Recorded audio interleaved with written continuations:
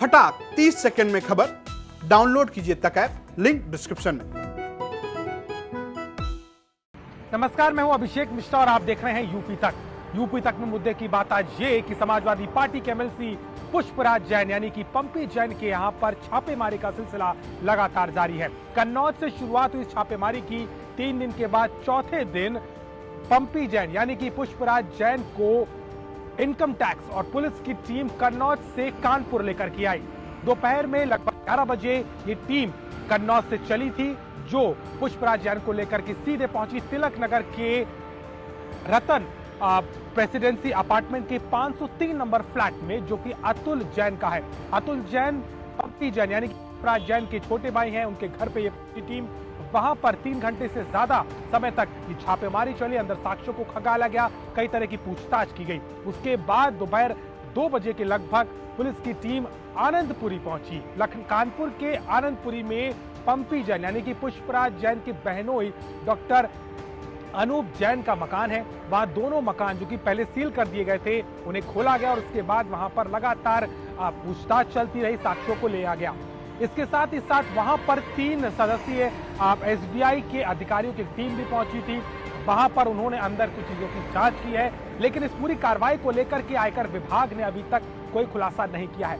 लगातार पुष्पराज जैन के घर पर और उनके अलग अलग ठिकानों पर लगातार छापेमारी की जा रही है। इससे पहले भी कानपुर के इत्र कारोबारी के घर में बड़ी तादाद में जो कि खुद आनंदपुरी में ही रहता था, उनके घर में बड़ी संख्या में नोट बरामद हुए थे और एक कार्रवाई की गई थी।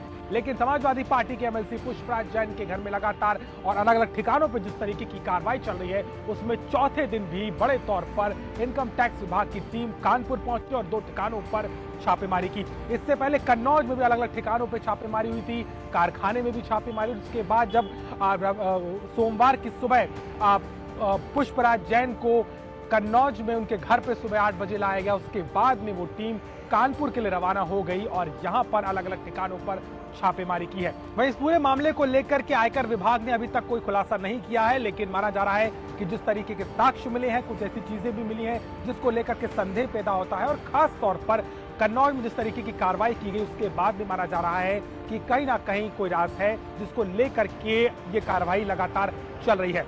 हालांकि आने वाले समय में ये कार्रवाई और भी बढ़ेगी और इसमें देखना होगा कि आईटी विभाग और खासतौर पर इनकम टैक्स डिपार्टमेंट और पुलिस का शिकंजा धीरे धीरे पंपी जैन पर और कसता नजर आएगा। एक एक करके अलग अलग तह पर पहुंचने की यहां पर कवायद नजर आती है। कन्नौज के बाद ये कार्रवाई कानपुर पहुंची है, लेकिन 4 दिन से लगातार इस इनकम टैक्स की रेड में कहीं ना कहीं समाजवादी पार्टी के एमएलसी पुष्पराज जैन पर कई तरह के सवाल खड़े हो रहे हैं, जिसको लेकर के आईटी विभाग लगातार अपनी कार्रवाई कर रहा है।